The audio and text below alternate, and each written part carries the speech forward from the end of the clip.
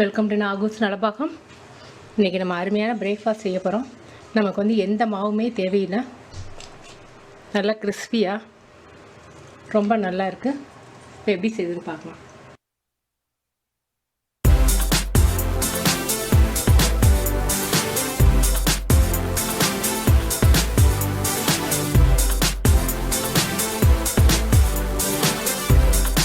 சாதம் வந்து 250 கிராம் எடுத்திருக்கேன். இதை நல்லா மசிச்சிருவோம்.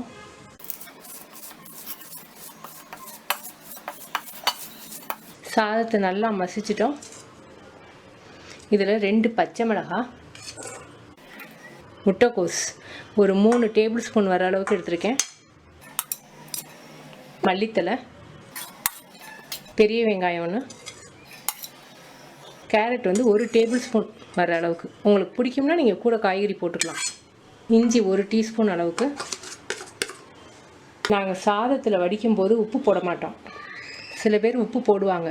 நீங்கள் சாதத்தில் உப்பு இருந்துச்சுன்னா அதுக்கேற்ற அளவுக்கு நீங்கள் உப்பு வந்து கூட்டி குறைச்சிக்கோங்க. Chilli powder 1/2 teaspoon. இதில் வேக வச்ச உருளைக்கிழங்கு 2 உருளைக்கிழங்கு, மஞ்சத்தூள் ஒரு 1/4 டீஸ்பூன். இதில் லெமன் ஜூஸ் வந்து ஒரு 1/4 டீஸ்பூன் மட்டும்.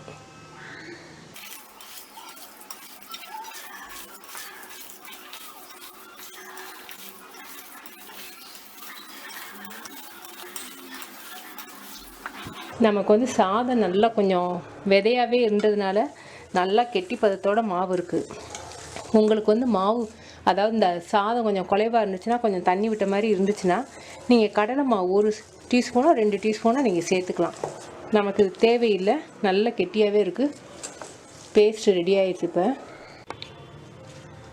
உங்களுக்கு எந்த ஷேப்பில் வேணுமோ நீங்கள் அந்த மாதிரி செஞ்சுக்கலாம். ஒரு பவுலில் தண்ணி வச்சுக்கோங்க, இல்லாட்டி கையில் ஒட்டும்.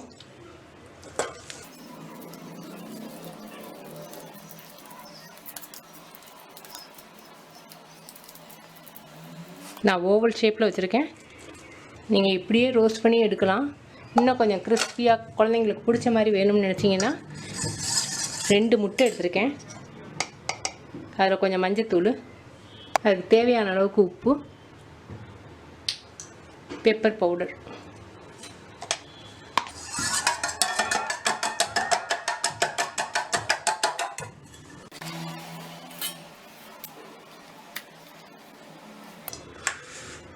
பிரெட் கிரம்ஸ்,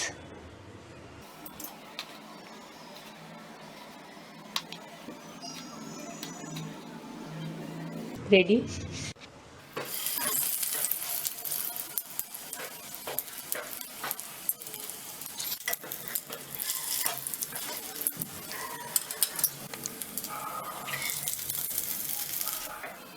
ரெடி ஆயிடுச்சு. இப்போ நல்லா கிறிஸ்பியாக நல்லா வெந்திருக்கு. நீங்கள் செஞ்சு பார்த்து உங்கள் கமெண்ட்ஸ் எனக்கு சொல்லுங்கள். தேங்க்யூ.